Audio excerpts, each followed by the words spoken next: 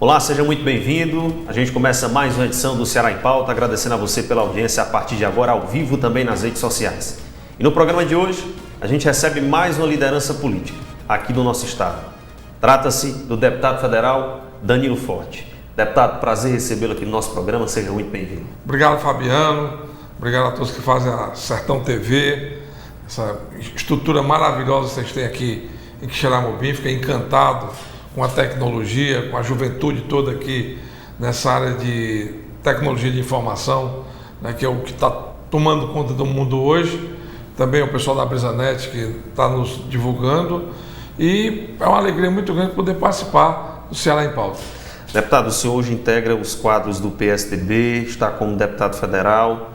Como é que está a sua atuação parlamentar? Como é que tem sido, na verdade, o Danilo Forte? Só a título de esclarecimento, o prefeito de Maracanã conseguiu a eleição como prefeito, o deputado assumiu, portanto, a sua vaga na Câmara dos Deputados. Inclusive ficava essa dúvida, Danilo estava apenas de forma temporária? Não, agora de forma permanente no cargo, não é isso? É a terceira vez que eu estou na Câmara, né? Estamos num momento de muita dificuldade nessa transição que o Brasil está vivendo. Não tem sido um momento fácil por causa da questão da pandemia, né, a questão da transição da economia, a cobrança que a população brasileira tem, que é muito grande, devido a toda a dificuldade econômica que as famílias estão atravessando, a preocupação aí com o medo da volta da inflação, o desemprego hoje, números astronômicos. E a gente precisa reencontrar o Brasil. O Brasil, um dos maiores países do mundo. O Brasil é um país riquíssimo. Eu costumo até dizer que no Brasil, onde não tem nada, tem sol e tem vento. E com sol e vento você faz energia, que é o insumo principal para a alavancagem do desenvolvimento em qualquer país do mundo. E temos aí agora o boom, né, do agro, que hoje é responsável sozinho por quase 30% da produção da riqueza nacional. E nesse período que eu tive fora da Câmara, tive a oportunidade, inclusive, de coordenar a construção do programa do Agro Nordeste, junto com a ministra Tereza, a ministra da Agricultura, no sentido de incluir a produção da agropecuária nordestina na pauta da agricultura e do agronegócio nacional. O Brasil hoje tem condições de alimentar o mundo, né? Inclusive está disputando ano a ano com os Estados Unidos quem é o maior produtor de grão no mundo, e hoje o Ceará, inclusive, se inserindo nesse contexto. O Ceará está produzindo soja, né, na Serra da Ibiapaba, né? O Ceará está produzindo trigo aqui na Chapada do Apodi, e o Ceará tem a segunda bacia leiteira do Nordeste, inclusive com uma participação importante aqui de Quixeramobim, que é a maior bacia do estado. Que é a maior bacia do estado, e que hoje demonstra uma pujança, né, e segura o homem à terra. Né? O Quixeramobim é uma das poucas cidades ainda do estado do Ceará que tem uma população rural maior do que a população urbana, o que significa dizer que nós temos que criar condição para esse desenvolvimento. E isso passa necessariamente por um debate político muito acirrado, né? Votações na Câmara, né? O debate que o país está vivendo, a cobrança que tem que ser altiva, porque quanto mais transparência e mais perto da população, melhor para a população entender o que está se discutindo, e as leis que precisam dar vigência a todo um Estado que precisa ser reorganizado. Então, o momento é um momento difícil, mas ao mesmo tempo é um desafio, né? E graças a Deus a gente tem conseguido ter uma participação, né, muito contínua e dinâmica dentro desse contexto, tanto na questão da política nacional como na questão da política local. Daqui a pouco a gente vai tratar de algumas ações do seu mandato, deputado. Mas para as pessoas que nos acompanham agora e acompanham o Ceará em Pauta, principalmente essa nova geração que está vindo aí, esse pessoal que principalmente se liga muito em rede social, vamos fazer uma apresentação rapidinho de quem é Danilo Forte, para quem está nos acompanhando? A minha história começa na juventude, no movimento estudantil. Participei de grupo de juventude da igreja também, né, na Itapajé. A gente fazia um trabalho social importante. E no debate da questão da luta pela liberdade, né? Naquela época a gente vivia um regime... Você é natural de Itapajé? A minha família é de Itapajé, né? Eu já nasci em Fortaleza, mas minha mãe é de Itapajé Meu pai de Itajuçuoca, né, uma família muito envolvida na atividade do agro, né, inclusive produtor rural, né? E meu pai caminhoneiro também. E fomos para Fortaleza estudar. Fiz engenharia na Federal do Ceará, né, depois fiz direito na Unifor. A luta pela liberdade me encantou. Eu jovem ainda, o país vivia um regime fechado, a ditadura, e a gente lutava por liberdade, e aquilo me mobilizou, me sensibilizou para participar de campanhas como a campanha das diretas, né, a campanha da anistia, depois a Constituinte. Foi quando eu comecei a trabalhar com o então deputado Paes de Andrade. Vi muita festa de Santo Antônio aqui em Xeramobim, era tradicional naquela época, e a política do Ceará toda se encontrava aqui, né, na festa de Santo Antônio aqui em Xeramobim. Fui assessor dele na Câmara dos Deputados, né? Participei muito do acompanhamento da Constituinte, onde a gente teve um debate muito positivo das questões nacionais. No governo do Itamar Franco, fui assessor da presidência do BNDES, do Banco Nacional de Desenvolvimento Econômico e Social. Depois voltei para a Câmara, já como chefe de gabinete. Eu tenho 12 anos como servidor da Câmara dos Deputados. Depois fui já no governo do presidente Lula, né, fui diretor executivo e depois fui presidente da FUNASA, né, inclusive fizemos muita obra de abastecimento d'água em toda aqui a região central do estado do Ceará, né, inclusive a construção do aterro sanitário lá de Quixadá, né, que é um problema sério, o problema dos lixões ainda é um problema muito sério em todo o interior do estado do Ceará. Depois presidente da FUNASA, né, na FUNASA a gente fez um desenvolvimento muito grande nessa questão de abastecimento d'água nas comunidades rurais, né, e posteriormente deputado federal já em 2010, aí fiquei no mandato de deputado federal até 2018, quando fui para o Ministério da Agricultura, fui diretor do programa do Agro Nordeste, e agora no semestre passado, no final do ano, tive a oportunidade de reassumir quando o deputado Roberto Pessoa se elegeu prefeito de Maracanaú e fez a transição para que eu continuasse na Câmara. E agora estou na Câmara, retomando exatamente o trabalho e presidindo também a frente das energias renováveis, né? No momento que o mundo aí está tão preocupado com a emissão de carbono e essas mudanças todas do clima, né? Seca no sul do Brasil, né? Problemas de inundações na Alemanha, coisa que não se via, né? Então, quer dizer, o mundo está mudando muito a questão climática e a solução para isso é energia limpa, energia renovável, para diminuir, inclusive, a emissão de carbono e o aquecimento global. E o Brasil, de novo, tem uma oportunidade ímpar, né? Porque o Brasil pode ser aí o maior produtor, aliás, já é o maior produtor de energia limpa do mundo, mas ainda temos 64% da energia vindo de hidrelétricas. E a gente pode aí expandir ainda muito a participação tanto da energia eólica, energia do vento, como da energia solar, principalmente aqui no Nordeste, e sermos aí, diminuindo, eu estou trabalhando muito isso, para que a gente possa diminuir as desigualdades regionais, exatamente levando a energia do Nordeste para o grande centro consumidor, que é o sul e o sudeste do país, e com isso você tem um reequilíbrio do desenvolvimento econômico, gerando emprego, gerando oportunidade. E hoje estou aqui com você, Fabiano, fazendo parte desse programa. Deputado, daqui a pouco a gente trata de 2022, vamos falar de futuro também do deputado, o que é que ele tem pensado em relação ao seu mandato, ao seu futuro político. Mas já que o senhor tocou nesse assunto, o senhor fala que está trabalhando nessa questão da energia sustentável, tem sido de fato uma bandeira do seu mandato, a gente observa pelas notícias que saem, vez ou outra, em veículos de comunicação. E eu lhe pergunto, exatamente baseado em quê? Como? Que projeto o senhor vislumbra para tentar, de fato, desenvolver as regiões a partir dessa questão da energia renovável? O Sertão Central, por exemplo, tem potencial na visão do senhor? Só tem, né? O mundo cobra do Brasil uma postura muito firme com relação à preservação do meio ambiente. E toda vez que a gente pensa em meio ambiente, a gente só pensa na preservação da Amazônia. Isso.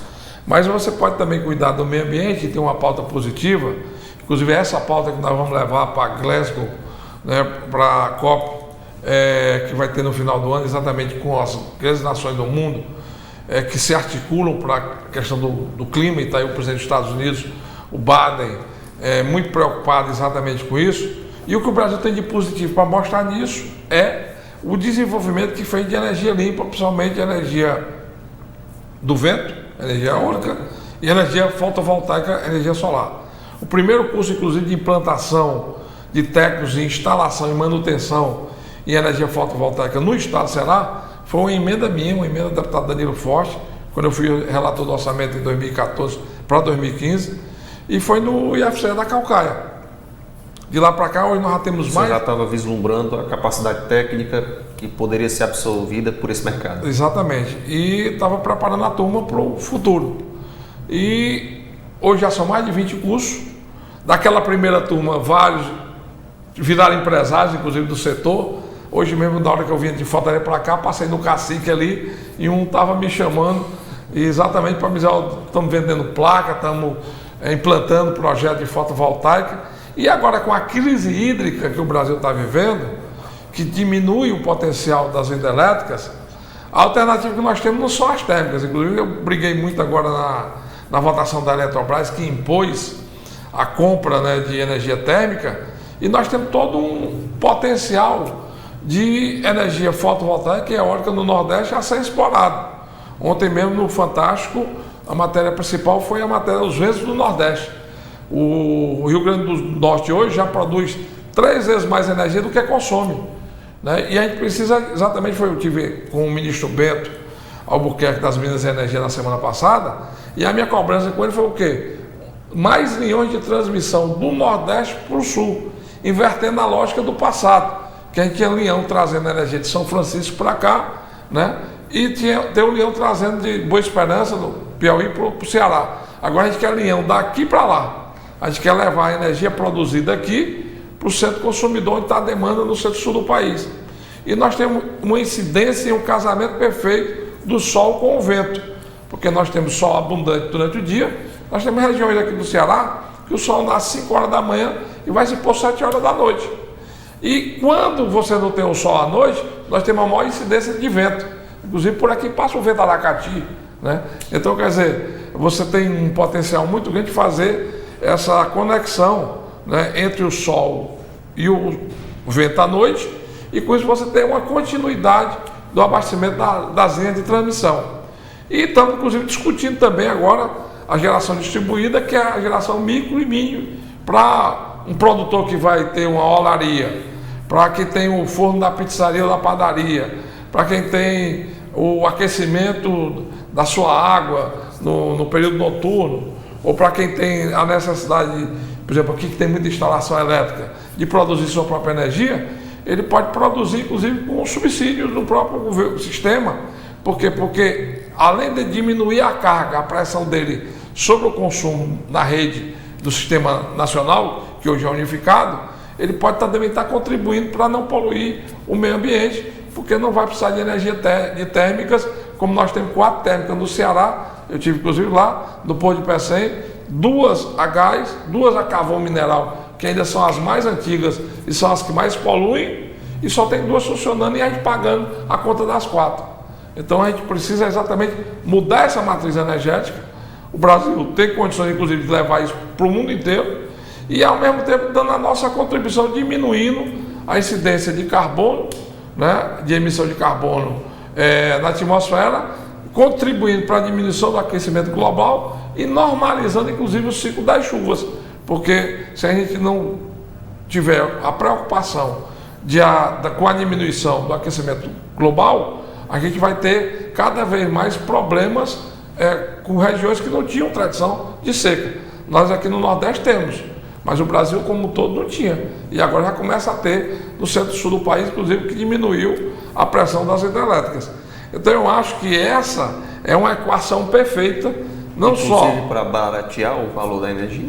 Não só para gerar uma nova economia para o Nordeste, que está aí hoje o Nordeste, né, com esse potencial muito grande, como também para baratear o custo da energia, na medida em que você hoje não produz mais energia hidráulica, né, as hidrelétricas, por menos de algo em torno de 250 a 300 reais o quilowatt, você não produz energia térmica por menos de 500, 600 reais. Hoje na conta de luz, na casa da gente, a gente está pagando de 800 a 1.100 reais, né? Já tem lugar no Brasil que já paga 1.300 a 1.400 reais. E quando a gente pode produzir no vento a 90 reais e produz do sol na faixa de 140, 160 reais. Então você está vendo a distorção dos números. E a gente está pagando muito caro porque paga pela média mais cara e tem também uma contribuição fiscal muito grande em cima da conta de energia, porque inclusive aqui no estado do Ceará é um dos estados que mais cobra ICMS na conta de energia. A gente chega a pagar 1/3 da conta de energia aqui no estado do Ceará, é cobrança do imposto estadual. E que quer inclusive ir para cima da energia solar também. E é um absurdo, na medida que nós estamos lutando inclusive para votar o marco regulatório da GD, e aquele que produzir menos de 1 mega vai ser inclusive subsidiado pelo Sistema Nacional, pela contribuição que dá para diminuir a conta de energia e para aliviar toda a carga que há hoje sobre as hidrelétricas. Perfeitamente. Deputado, a gente faz o primeiro intervalo comercial, daqui a pouco no retorno a gente segue tratando inclusive de emenda parlamentar. Danilo Forte tem participação na região do Sertão Central cearense em relação à atuação do seu mandato? Daqui a pouco no retorno do intervalo.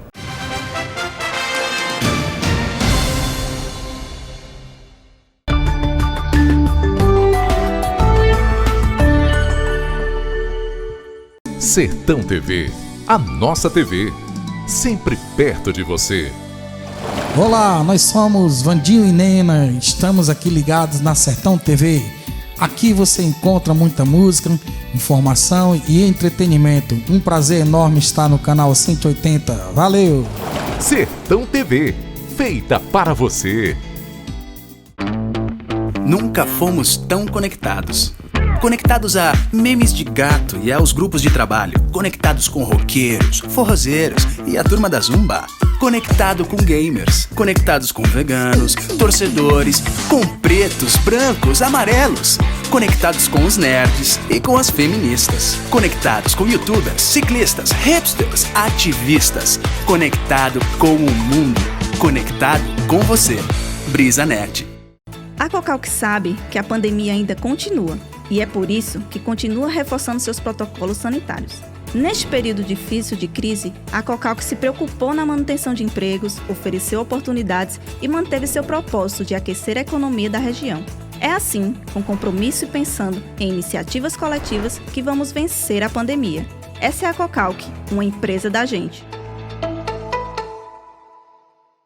Nas lojas Eletromóveis você encontra tudo para seu lar. É o local certo para renovar cozinha, quarto, sala e toda a sua casa. Além de produtos eletrônicos e muito mais. Tudo com preço lá embaixo para limpar o estoque. E com a melhor pronta entrega e assistência de toda a região. A equipe Eletromóveis estará sempre pronta para receber você. Parcele suas compras no carnê ou no cartão. Conheça nossas ofertas e seja mais um cliente feliz. Lojas Eletromóveis em Quixeramobim, Senador Pompeu. O barato é só aqui. Surgiu a dúvida? Quer saber o que aconteceu? Acesse Quixeramobim agora. Simples, prático, objetivo. Com um só clique, você sabe de tudo. Quixeramobimagora.blogspot.com.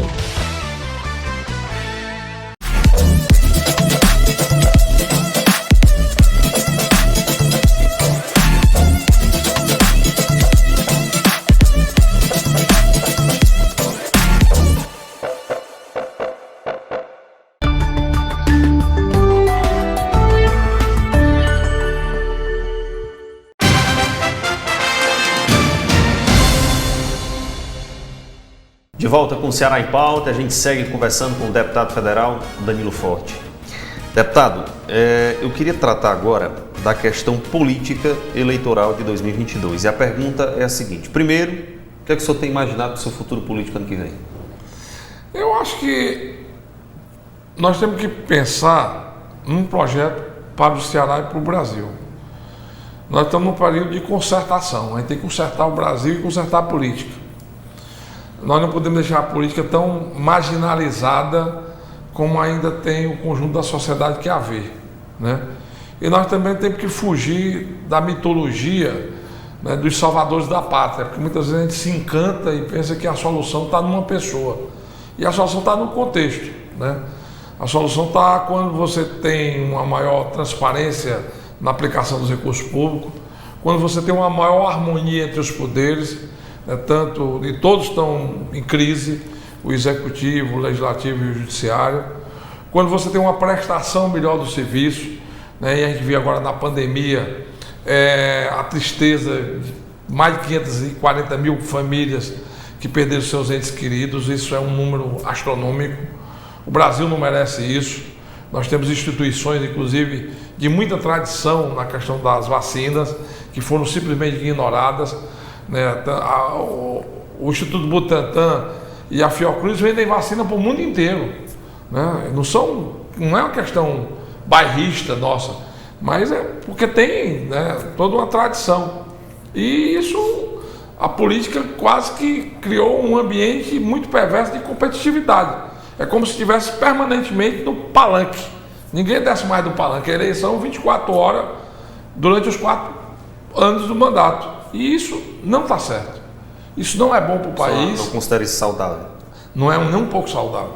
Isso é muito ruim para a sociedade, porque ela vota na expectativa que aquele eleito vá poder corresponder àquela atividade. E quando você está todo tempo no embate político, você não cuida das questões administrativas, a legislação atrasa. Há quantos anos se fala em reforma no Brasil? Né? Desde a década de 90. Se fala em reforma, que é preciso fazer reforma administrativa. Nós conseguimos votar essa semana uma coisa muito importante: o fim dos supersalários. Do setor público. Do setor público, que é aviltante. Nós tínhamos uma caixa aí, um grupinho de servidores públicos ganhando mais de 100 mil reais por mês.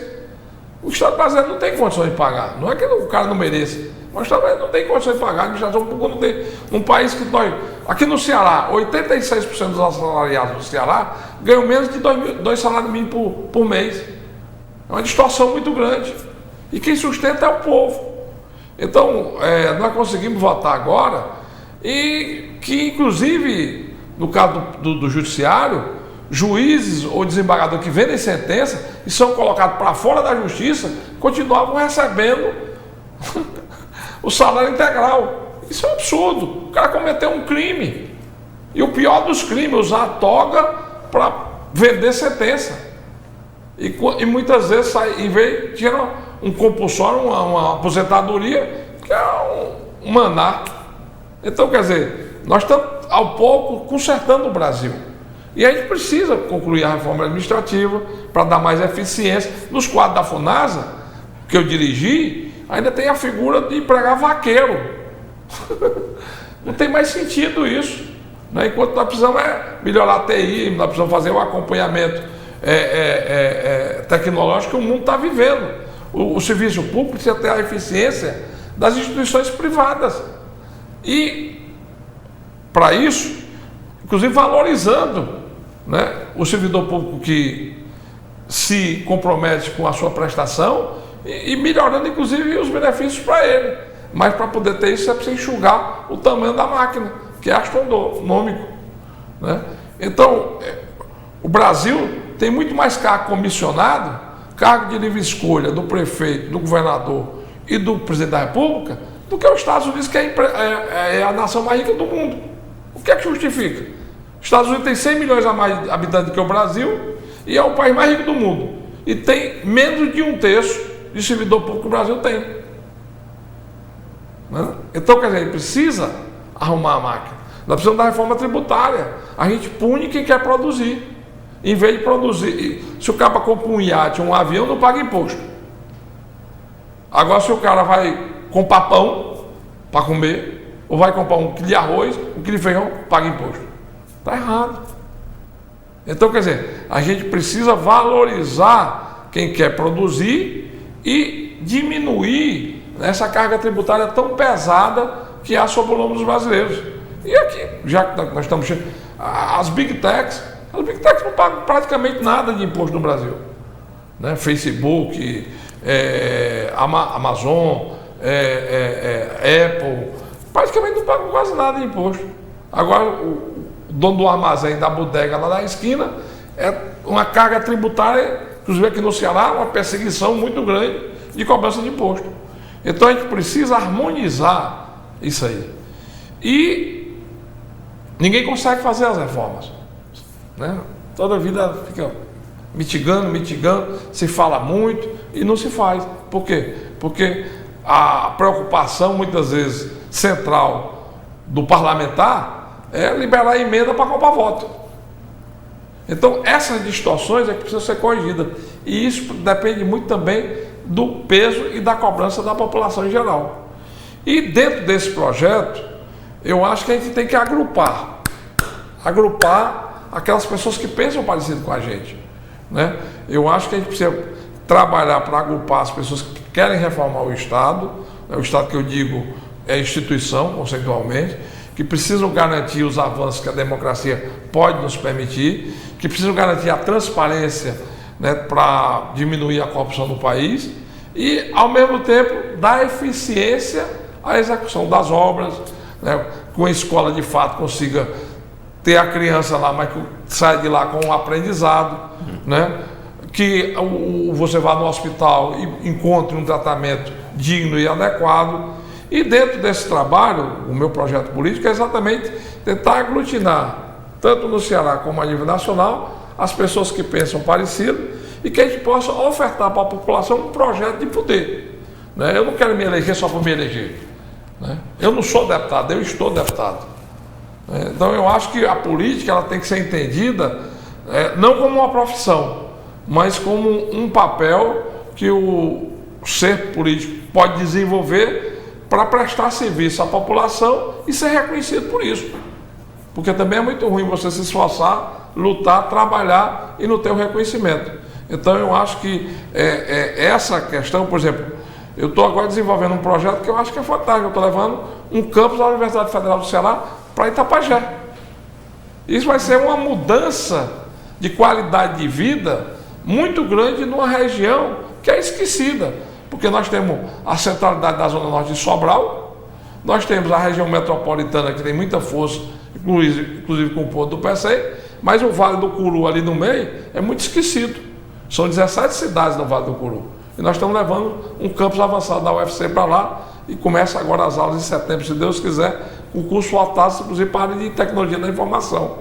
E vai atender toda a demanda do SISU, né, que é a forma de seleção para adentrar na universidade. Olha que bacana.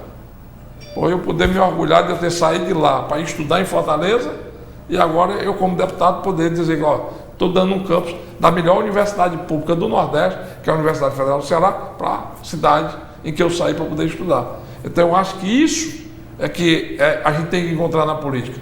E é da seriedade e atividade de cada um. Nós não podemos tratar a política como uma coisa alheia às nossas vidas. A política ela é central para, inclusive, qualquer sociedade poder ter segurança na gestão e na garantia dos serviços públicos. Então o senhor não se vê longe da política?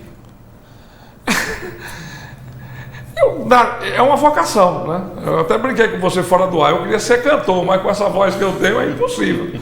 Então, a minha vocação é essa, eu faço política por vocação, eu faço política porque eu gosto, né? Já trabalhei na empresa do setor privado, já tive empresa, aliás, tenho empresa ainda, mas por causa da política ela está inativa, mas eu acho que é o dom e a vocação que cada um tem. E dentro desse projeto, a gente, por exemplo, tenta juntar pessoas que pensam bastante com a gente. Por exemplo, está aqui esse jovem valoroso que é o Sérgio Onofre. É uma figura fantástica. Esse menino deixou de fazer medicina para fazer direito porque a vocação dele é ser advogado. E a advocacia dele é para quê? Para cuidar de gente, né? Quer dizer, é ali que ele se identifica. E são esses exemplos que precisam ser valorizados, né? Diferentemente do padrão normal da política brasileira, que é o cara ir para a política para enricar, né? O cara vai para lá para usufruir da política, para fortalecer seus negócios e muitas vezes misturar o seu dinheiro com o dinheiro da prefeitura ou do governo do estado ou da presidência da república e sair de lá mais rico. Eu acho que esse tipo é o tipo que não nos interessa. É o tipo que não faz bem para a sociedade brasileira e nem para as famílias cearenses.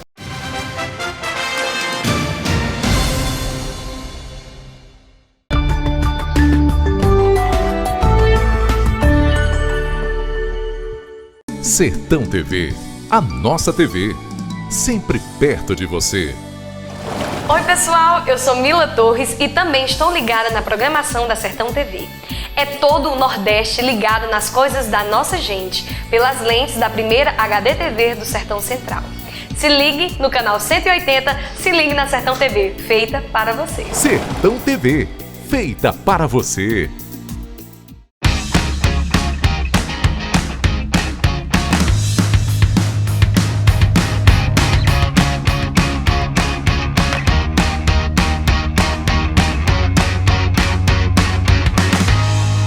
Quer confiança em comprar carnes e frios com a qualidade e o melhor preço da cidade? Se liga na dica! Tem festival de carnes toda quarta e quinta no Supermercado JV. Você não vai perder essa, né? Aproveite sempre as melhores ofertas. Pensou em carnes? Vem pro Supermercado JV, uma economia para você. Repórter Ceará, o seu jornalismo de todos os dias. A informação em tempo real para todo o estado. Política, esporte, entretenimento, vídeos e muito mais. Acesse repórterceará.com.br.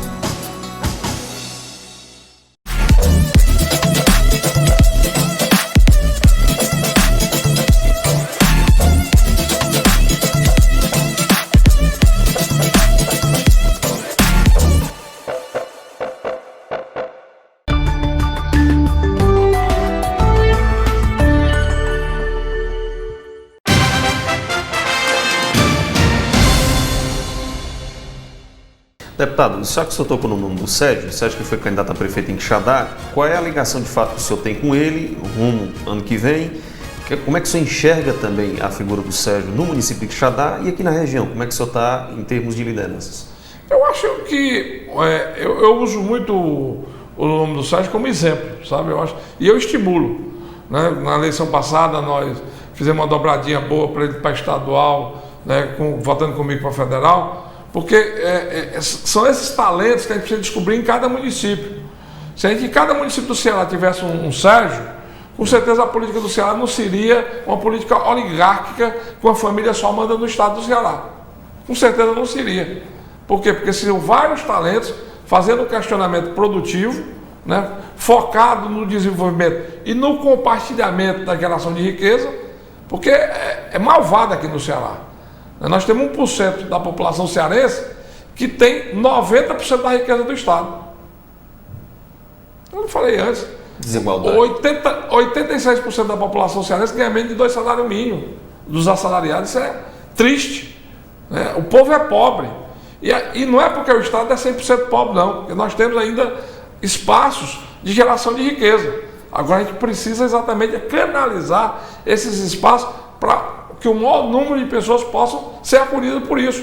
E que não veja só na prefeitura ou nos cargos do governo do Estado uma forma de subsistência, inclusive de enriquecimento ilícito. E isso da cadeia. Então a gente tem que mudar esse conceito. E a gente precisa valorizar essas jovens lideranças. E eu fico muito feliz, né, em poder andar junto com o Sérgio aqui na região do Sertão Central do estado do Ceará. Então, uma liderança importante para o senhor aqui na região? Com certeza, com certeza. Inclusive, quando eu levo ele para outros cantos, eu digo, ó, esse menino aqui tem vocação e ele tem um futuro brilhante pela frente. É só ter paciência e o povo ter a compreensão da necessidade dessa mudança. Deputado, deixa eu aproveitar. Como é que o senhor está em relação ao estado do Ceará? O senhor tem trabalhado em quais regiões específicas? Como é que é a atuação do mandato do deputado Danilo, só para a gente entender aqui no Ceará? O senhor tem focado em alguma região específica? Eu foco no desenvolvimento econômico, né? O programa quase todo foi sobre isso. Eu tenho 2 regiões que eu tenho um potencial eleitoral maior, né, que é o Vale do Curu, né, o Vale do Jaguaribe e a região metropolitana, que é basicamente aí 90% da minha votação, historicamente, e tento trazer para o conjunto da política lideranças segmentadas que possam dar a sua contribuição, seja na área de comunicação, seja na área religiosa, seja na área educacional, seja na área empresarial, seja na área esportiva. todos os segmentos da sociedade, nós temos lideranças que possam se incorporar dentro de um projeto de pensar o todo, né? Eu acho que a gente precisa parar um pouco de pensar a política a partir só do nosso umbigo. A gente tem que pensar a política de forma coletiva. E é isso que a gente procura desenvolver e estimular no estado do Ceará. É muito bacana você ter um jovem como o Alexandre, filho do Zé Sérgio, prefeito de Jaguaribe. Você ter um Zé Filho, né? E o Juju na Jaguaribá. Você ter o Glairto, prefeito de Jaguaretama, que veio inclusive do Banco do Brasil, era um técnico, gerente do Banco do Brasil. Você tem um Epson Pinheiro em Solonópolis, que é uma cidade que cresceu muito aqui na região do sertão do Ceará, né, que é engenheiro. Então, agora o Britinho na Natégia Soca, onde meu pai nasceu, também é engenheiro, né, a Gorete, que é prefeito de Itapajé, uma médica. Então, a gente tem que estimular essas pessoas a também dar a sua contribuição, né, porque tem muita gente, às vezes, eu tive até essa dificuldade lá em Itapajé, de muitos primos meus que não querem entrar na política. Eu vou entrar para quê? Para sujar meu nome? Vou entrar para quê? Para criar um problema futuro para minha família? Você tem dificuldade, né? Graças a Deus que a Gorete apareceu, né, que é uma médica que tem muita tradição na cidade. Tanto é que a gente era a oposição lá e ganhamos uma eleição, né? Ganhamos uma eleição com a vantagem que o Itapajé nunca viu. Por quê? Porque a população entendeu que podia fazer a mudança numa pessoa que tinha conhecimento e credibilidade para construir essa mudança. Então eu acho que lá em São Gonçalo do Amarante, a cidade mais rica do estado do Ceará per capitamente, o Marcelão, que é ligado a gente, foi eleito professor do IFCE. O pai dele vende alho e cebola na feira, e nós se orgulhamos disso, né? Um rapaz sem posse, sem patrimônio, né? Mas que a população viu nele a possibilidade de ter um gestor para cuidar das pessoas. E essa pandemia serviu muito para isso. As pessoas estão querendo gente que cuida da gente. E essa é a linguagem que a gente precisa levar para a política, né? Não é comprar o voto na véspera da eleição e depois não tem compromisso nenhum. Quantos deputados não foram votados aqui com o Xaramubino, o Quixadá? Vai lá, compra o voto, vai embora, não volta nunca mais, não tem compromisso nenhum com a população. Quantos? Isso é comum nos dados. Então a gente precisa exatamente mudar essa prática. E essa prática precisa de pessoas que tenham a disponibilidade para isso. Por isso é que eu uso muito o exemplo do Sérgio Onofre como um exemplo positivo para construir essa mudança no estado do Ceará. Inclusive através da educação, né, também? Fundamental. Ele costuma utilizar, inclusive, isso muito inclusive na sua trajetória na campanha, a gente observou muito isso também. Natural da escola pública, por sinal, né? Inclusive, eu cheguei no Quixadá pela mão do Adélio, né, que é uma mão santa, né, construindo exatamente, tanto na Universidade Católica, depois na CISI, e agora, inclusive, na FADAT. Né, FADAT, que é a nova faculdade que o Dom Adélio está montando lá. E eu, inclusive, digo muito isso. Eu acho que essa realidade vai mudar a partir do conhecimento, né? Porque se eu entrei na política pelo movimento estudantil e na universidade, quantos jovens não estão aí também querendo discutir o seu próprio futuro? E é isso que precisa ser estimulado. Deputado, o senhor falando da questão das reformas, eu queria só rapidinho entrar aqui na questão, já que estamos tratando desse assunto de 22, as mudanças na reforma eleitoral correm o risco de valer em 2022, na opinião do senhor, ou não? Tem que ser votada até setembro. Né? Por causa do princípio da anualidade, elas têm que ser votadas até um ano antes da eleição. Então, tem que estar com isso tudo pronto até o final de setembro. Eu acho muita espuma para pouca consistência. Eu acho que talvez dos projetos que estão em discussão aí, talvez a federação de partidos, já que acabou a coligação no voto proporcional, seja uma forma mais educada, inclusive, de se fundir partidos a nível nacional, que aí não pode ser cada estado fazendo a sua federação, a sua coligação como era antigamente, e para poder dar sobrevivência a esses partidos com um compromisso de 4 anos depois se fundirem num partido só. Então eu acho que as federações, como já foi inclusive votado já no Senado, eu acho mais fácil passar na Câmara. Agora, tanto o voto impresso como o distritão, que também estão querendo discutir a toque de caixa, eu acho muito difícil a aprovação, porque ainda há muita insegurança com relação a isso, e no caso do voto impresso, há um custo muito alto, né? Para você viabilizar, botar impressora em todas as urnas do Brasil, é um investimento de mais de 2 bilhões de reais que precisa ser feito em menos de um ano. Então, num país que falta dinheiro para vacina, como é que você vai estar aí botando dinheiro para comprar impressora aí? E do ponto de vista tecnológico, você pode até acoplar na urna um pendrive, né, que ele acumula todas as informações da urna. Se você dar um pendrive do lado da urna e botar uma câmera em cima da mesa para acompanhar o movimento dos mesários, não tem como ter corrupção, porque você vai acompanhar tudo online ao mesmo tempo. Você não pode botar a câmera em cima da urna de votação, senão você quebra o sigilo do voto, né? Mas em cima da mesa você pode pôr uma câmera ali que você faz todo o acompanhamento com um custo muito mais barato. Essa questão do distritão, não saindo agora, mas você acredita que no futuro possa ser viável essa questão? O melhor modelo de representação não é nem o distritão, nem o proporcional como é feito hoje. E qual o melhor modelo de representação é como é feito na Alemanha, que é o distrital misto. Metade de um estado, por exemplo, o estado do Ceará tem 22 deputados. Você divide em 11 regiões, metade são eleitos por regiões. Então, esse deputado do Vale do Curu, do Sertão Central, do Cariri, vai ter a responsabilidade de ser o representante daquela região. Tem uma demanda daquela região, ele é o representante daquela região.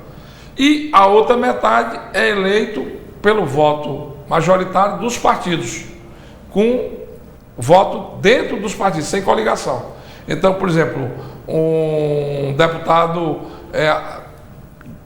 deputado fulano de tal, ele vai ser eleito pelo partido dele no voto do Estado. Então, ele vai ter a representação do Estado na proporção dos votos que ele obteve ali naquela coligação. Esse modelo você tanto cria um compromisso georreferenciado, porque aquele deputado não pode fugir da sua região, como você cria um ambiente de defesa do Estado como um todo, porque os que são eleitos pelo voto do Estado passam a fazer essa representação. É o modelo da Alemanha, é o modelo da França, né, que é o distrital misto. Agora, como nós não temos ainda uma compreensão clara disso, eu acho que vai permanecer como se encontra. Já temos um avanço, que é o fim das coligações. Então acabou aquela história de você votar no deputado do partido A, pensando que ele vai defender suas ideias, e elegeu do partido C ou D, que defende ideias contrárias àquilo que você defende. Então isso aí acabou, com o fim das coligações, que já começou na legislatura passada. E agora, e o distritão puro, ele também cria um ambiente em que muitas vezes o rico ou a pessoa famosa que não tem a menor vocação política, porque é um jogador de futebol famoso ou um artista famoso, se elege em detrimento de alguém que possa dar uma contribuição para a política muito maior, porque tem vocação, porque tem formação. Então também traz distorções no que diz respeito também ao distritão. Mas tudo é uma evolução, né? Tudo é um caminho, o que a gente precisa ter é maturidade para ir aprendendo a cada passo. Bom, a gente faz mais um rápido intervalo comercial, daqui a pouco a gente retorna e segue conversando com o deputado federal Danilo Forte.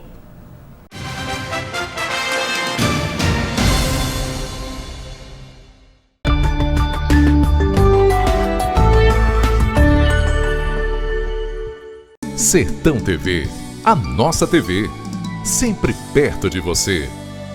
Olá pessoal, eu sou Júlio Jamaica e é um prazer estar aqui na Sertão TV. Todo o Sertão Central se liga aqui no canal 180 da BrisaNet. Leve para a sua casa a TV que é feita para você. Eu também estou aqui, viu? Valeu! Sertão TV, feita para você. Nunca fomos tão conectados e com velocidades tão rápidas. Só a BrisaNet conecta você com a internet 100% fibra ótica de 400 MB mais fixo por apenas R$ 99,90. Instalação inclusa. BrisaNet, conectada com você.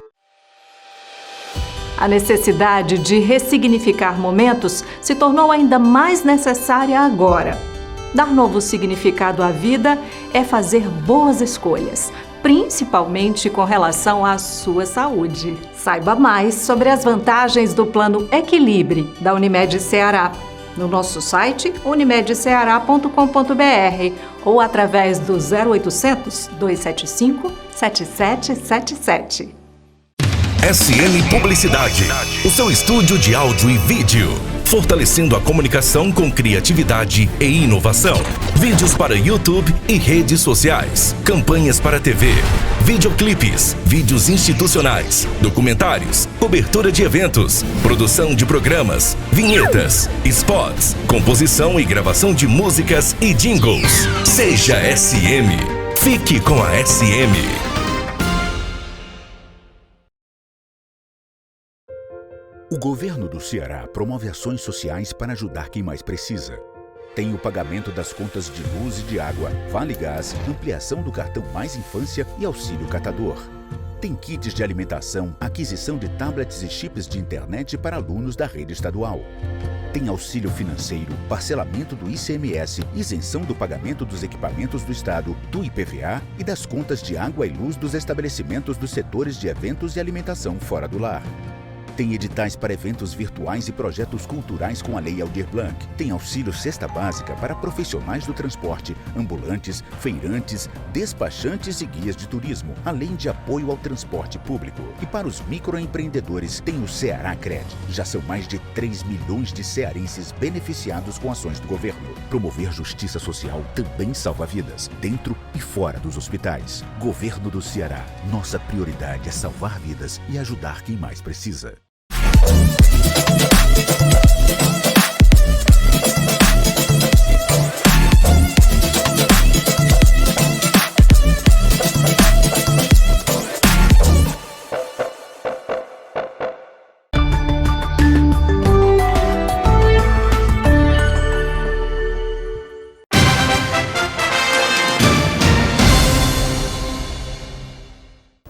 De volta com o Ceará em Pauta e a gente segue conversando na edição de hoje com o deputado federal pelo PSDB, Danilo Forte.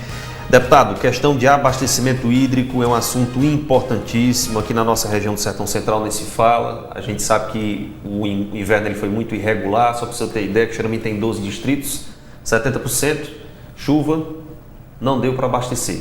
Outros 30% do distrito já tem um considerável nível de abastecimento. E aí já vem até questão de garantia safra, o pessoal já pergunta a questão de obra hídrica, já pergunta a questão de açude, de adutora, malha d'água, transposição do Rio São Francisco. Afinal, o senhor, enquanto deputado federal, tem sido cobrado também em relação a esse tema nas regiões aqui do estado? A luta pela água no Ceará é uma luta secular, né? Nós temos inconsistência de inverno desde que o Ceará existe.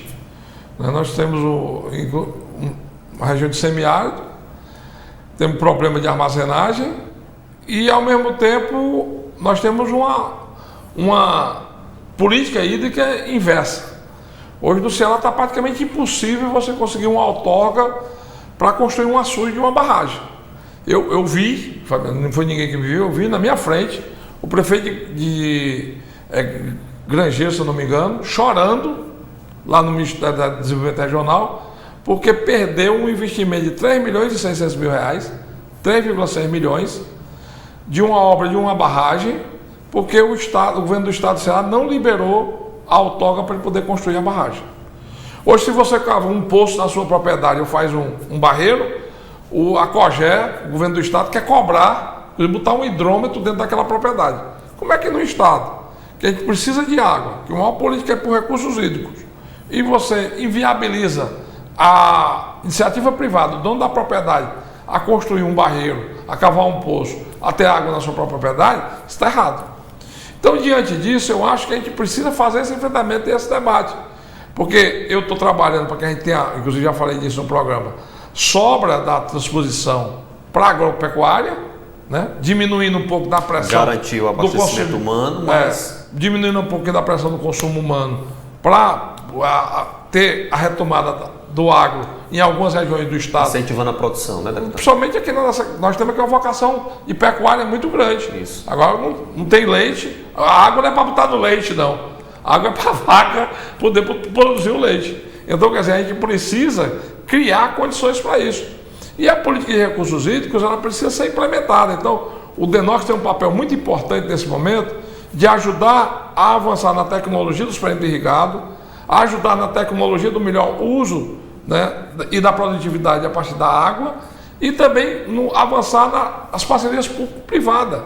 Porque as PPPs são importantes porque você soma o esforço do Estado com a iniciativa privada. E a iniciativa privada, ela não só dá resultados mais benéficos para a economia, como diminui também a questão da incidência, muitas vezes, de desvios de recursos de investimento públicos, né? Então eu acho que essa transparência precisa ser dada para que a gente possa, inclusive, avançar nessa pauta para fortalecer a economia no interior do Ceará. FUNASA também é um órgão. A Codevasf, como se fala dela também atualmente, deputado? São órgãos que também podem auxiliar nesse sistema? A Codevasf cresceu muito, porque a Codevasf ela foi criada para fazer a política no Vale do São Francisco. E ela tem uma mentalidade empresarial. A Codevasf é uma companhia de desenvolvimento. É diferente da FUNASA e do DENOX, que são autarquias, que são ente público de políticas públicas. Então, como a característica da Codevasf é uma característica mais empreendedora, ela fortaleceu muita atividade empresarial. Por isso é que hoje nós temos em Petrolina e Juazeiro o maior polo de produção de fruta para exportação do Brasil, né? E de qualidade. Só que os políticos viram nisso e já botaram a Codevasf em Minas Gerais, no Espírito Santo, no Acre, no Amapá, no Pará, que não tem nada a ver com a Codevasf. Então, com a transposição, eu até disse isso para o ministro Rogério Marinho, há uma integração maior do Nordeste, porque os estados que não estavam no Vale de São Francisco, né, Minas, Bahia, Pernambuco, Alagoas e Sergipe, também agora estão sendo atendidos. A Paraíba, o Rio Grande do Norte, o Ceará e o Piauí, né? O Maranhão não, o Maranhão está fora, até porque o Maranhão também não tem problema de abastecimento d'água, mas também está agora na onda da Codevasf. E isso vai descaracterizar muito a Codevasf. Vão terminar transformando a Codevasf num DENOXão. E aí enfraquece. Por exemplo, o DENOX está enfraquecido por quê? Porque criaram uma coxa de retalho lá, começou a ser manipulado pelos políticos, perdeu a sua característica técnica, perdeu o seu nível de inteligência e virou uma repartição pública como outra qualquer. Então, já a Codevasf também vai se transformar nisso, se a gente não fizer uma readequação da Codevasf voltar ao seu papel de fortalecer o empreendedorismo, né, da agropecuária e agora centralizada nesses estados do Nordeste, tanto no Vale do São Francisco, como dos que recebem a água do São Francisco. E deixa, né, aí o DENOX ter a sua característica própria e buscar o seu fortalecimento nas características que lhe são peculiares, que é a questão da irrigação e a questão do empreendedorismo rural. Deputado, deixa eu só aproveitar esse assunto. Xerambim tem uma demanda que é a recuperação da sua barragem, inclusive de responsabilidade do DENOX. Não só Xerambim, mas também outras barragens aqui no estado. Inclusive chegou até a ser anunciado pelo ministro a recuperação delas. Mas há uma demora muito grande na liberação desses recursos e das atividades do DENOX em recuperá-las de fato. O senhor tem acompanhado esse processo? Já chegou algum prefeito, alguma autoridade ali cobrar essa situação, deputado, ou não? O que falta é isso, é a força da política focada no assunto. Porque, por exemplo, eu me lembro muito bem da nossa luta aqui pelo Hospital Regional, mas eu não me lembro de nenhum movimento, nenhuma luta com relação a essa questão da barragem do DENOX. Nós temos uma luta pela complementação do cinturão das águas, né, que com isso você vai dar mais velocidade à água da transposição do São Francisco. Mas não vi nenhuma luta caracterizada, específica, focada nessa questão de Xeramobim. Isso é importante que os políticos de Xeramobim, né, e essa caravana de políticos que vão aparecer por aqui agora possam cobrar, né, possam cobrar do governo do estado, dos senadores, dos deputados federais, principalmente, um compromisso com relação a essa questão. Do ponto de vista técnico, eu ainda não sei qual é a dificuldade, mas posso até me aprofundar sobre o assunto e na próxima oportunidade que eu tiver aqui no Xeramobim, eu poderei falar sobre isso. Mas Banabuiú também entra, deputado, nessa mina, e outras barragens aqui do estado, acho que Lima Campos, Icó. Foi feito por isso é que tem um acúmulo muito grande de viabilizar os pedidos de outorga para novas barragens, porque foi feita muita barragem pequena nas vazantes dos rios, ao longo, né, da correnteza dos rios. Pra você ter uma ideia, da entrada da água do Jati, da transposição até o Castanhão, tem 1000 barragens no meio do caminho. Algo em torno aproximado de 1000 barragens. Isso foi medido pelo Teixeira, quando ele estava ainda no Ministério do Desenvolvimento Regional, que é hoje o secretário de Recursos Hídricos do Estado do Ceará. Isso. Então, como é a vazante, você vai ter que ir enchendo uma a uma à medida que a água vai correndo. E isso inviabiliza muitas vezes barragens maiores. Por que é que o Castanhão nunca mais encheu? Por que o Banabuiú nunca mais encheu? Exatamente porque no curso desses rios, né, além da escassez da chuva, né, porque a principal fonte é a chuva, também tem o problema do acúmulo que vai sendo feito de barragens no percurso dos rios. Então eu acho que essa política precisa ser mudada, que é aquilo que eu falei do estudo do Zé Távora. Talvez se a gente diminuir um pouco o tamanho das paredes dos açudes, fazer parede lavável, como é lá na Santana, lá em Jaguaribe, você tem condições de jogar mais água para outras bacias receptoras, outras açudes que vão receber essa água, e você ter uma democratização maior da água. Eu não sei ainda qual é o problema técnico da barragem de Xeramobim, mas lhe prometo que na próxima vez que eu vier aqui, eu vou trazer uma orientação técnica com relação a esse problema. Deputado, vamos aproveitar que a gente está falando desse assunto rapidinho. Quixadá, a gente vê ali aquele entorno do açude cedro, é uma cobrança também muito grande da população, ver aquele local restaurado, ver aquele local digno da sua história, porque é o primeiro açude público do Brasil. Como é que o senhor vislumbra também a cobrança em relação àquele equipamento que turisticamente falando, é um dos mais importantes do Sertão Central? Se você souber que eu já botei R$2.600.000 para fazer não só a reestruturação e a limpeza da parede do açude, como também transformar num acervo cultural, porque ali tem a história, né, dos recursos do Nordeste, o simbolismo de uma obra do Império. Isso. Né? Foi a primeira obra hídrica, né, do Império Brasileiro com relação à questão das secas, e ao mesmo tempo você tem todo um resgate histórico que precisa ser inclusive melhor compreendido para as pessoas jovens poder valorizar o esforço dos nossos antepassados, né? Então, quer dizer, para as pessoas inclusive compreenderem qual é a dificuldade de fato do estado do Ceará. Aquilo ali, a gente tem que ter um sentimento histórico por aquilo. E eu, foi no meu primeiro mandato, né, no final do primeiro mandato, coloquei R$2.600.000 para essa reconstrução, né, inclusive desse acervo. E, infelizmente, a prefeitura de Quixadá estava inadimplente e perdeu-se esses recursos e as obras foram abandonadas, os projetos foram abandonados, e eu nem sei se perdeu até esse recurso orçamentário, se ainda está vigente ou não no orçamento da União. Mas eu acho que é muito prudente, né? Inclusive o ideal é que se o DENOX pudesse fazer e executar essa obra, porque aí a gente tinha uma segurança maior, inclusive até para a própria história do DENOX. A história do DENOX que é tão bonita, né? Eu acho que seria um capítulo a mais, uma grande introdução, né, do livro da história do DENOX, exatamente o açude do Cedro em Quixadá. Deputado, o senhor falou muito na questão de investimento aqui na sua participação, falou da questão da educação, possibilidade de instalação de campus na Universidade Federal do Ceará. O senhor falou também da questão de cursos técnicos, energia renovável, tudo pensando na questão da geração do emprego e renda e sustentabilidade também no sertão. Vamos falar do pós-pandemia em meio a tudo isso? O que é que o senhor está esperando aí nessa retomada, depois de que a gente tem aí população já vacinada? O que é que o senhor, enquanto parlamentar, cidadão, também espera e projeta aí para os próximos anos e meses ao nosso Brasil e também ao nosso Estado? Eu acho que precisa ter planejamento, né? Nós tivemos muita dificuldade, né, durante o período da pandemia, ainda estamos tendo. Nós atrasamos muito as vacinas, né? Desde o começo eu dizia que a saída era vacina, vacina, vacina, porque foi igual como foi na gripe espanhola, que foi igual como foi na febre amarela, e o Brasil sabe disso, né? Desde o Oswaldo Cruz, em 1910, que a gente sabe que para as epidemias a saída é vacina, e o que a gente precisava é exatamente ter foco nessas questões. Agora a gente precisa de planejamento para a saída, e esse planejamento passa necessariamente por quê? Por uma priorização de políticas públicas, que o emprego é fundamental. A maior política pública que uma nação pode desenvolver é a geração de emprego, porque você garante dignidade para as pessoas, né, e garante esperança de futuro. Um desempregado muitas vezes perde até, né, o tesão pela vida. Então a gente precisa, né, dar a ele uma condição de sonhar, de ver uma perspectiva de garantir a sua família, né, e isso é fundamental em qualquer nação. E próprio identificar quais são as nossas oportunidades, né? Não adianta eu querer colocar uma estação de esqui na neve em Xeramobim, no Quixadá.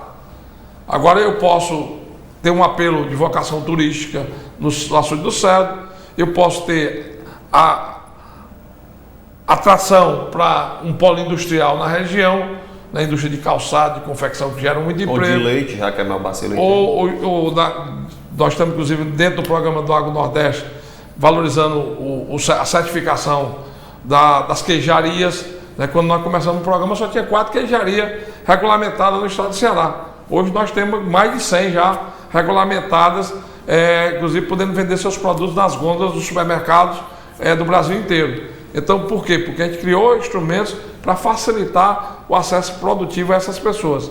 E aí a gente tem uma energia que eu acho que é a grande fronteira de desenvolvimento econômico do Nordeste hoje, passa pela produção de energia limpa, né? Inclusive estou focado 100% nisso, e a integração desse desenvolvimento com o Brasil, né? Aquilo que eu digo, eu acho que o Brasil tem uma vocação para o agro muito forte, está demonstrado isso. O que segurou a economia durante a pandemia foi o agro, né? O Brasil pode ser, e se Deus quiser será, o maior produtor de alimento do mundo. Agora é triste a gente produzir tanto alimento e ver tantos irmãos nossos passando fome, brigando por uma cesta básica. Então a gente tem que ter uma política interna voltada para isso, para garantir para essas pessoas um conforto mínimo numa nação tão rica que, como eu disse no início do programa, eu digo agora no final, onde não tem nada, nós temos sol e temos vento. E vento e sol hoje é energia e é riqueza. Então, o que a gente precisa é voltar o Brasil para os brasileiros e parar, né? Temos que parar com essa brigalhada, né? Essa coisa infantil, parece menino de colégio que passa o tempo brigando no recreio, né? Em vez de estar conversando, dialogando, aprendendo, usufruindo, inclusive, daquilo que é melhor nas relações humanas, que é da amizade e do diálogo. Né? A coisa mais bacana do mundo é você... Tratar de algo concreto, né? A coisa melhor do mundo é você ter com quem conversar e você se interessar pelo papo do colega ou da colega. Então a gente tem que, exatamente, porque você aprende. Você aprende muito conversando com as pessoas. E eu acho que é isso que a gente precisa ter, maturidade para enfrentar esse momento político que o Brasil atravessa. Deputado, muito obrigado pela sua participação. Eu encerro mais com uma pergunta, desde já agradecendo também a sua disposição aqui no nosso programa. O que é que os cearenses podem esperar de Danilo Forte?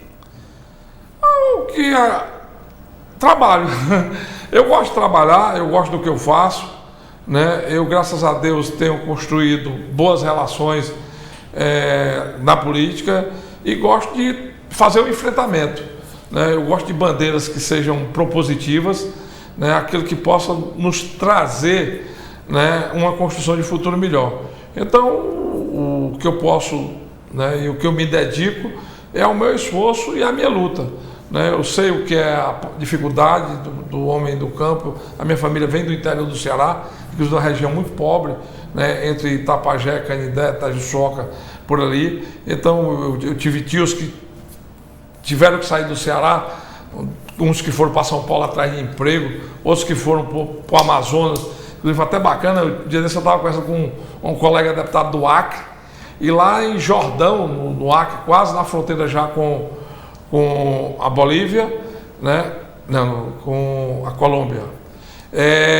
Colômbia com o Peru ali, né? No Rio Juruá, por lá. Tem uma família forte. E sabe de quem é a família forte? Dos irmãos dos meus pais que saíram de Itapajé para lá. Então, quer dizer, eu até, né, valorizei um pouco dessa história, porque demonstra, por um lado, o sofrimento, a luta pela sobrevivência, mas ao mesmo tempo mostra, né, o carinho e o papel, né, que o cearense tem. O cearense e o gaúcho, eles são muito... tem um papel migratório muito forte no Brasil. Né, e isso é bom, né, porque a gente sempre tem um coração voltado para o Ceará.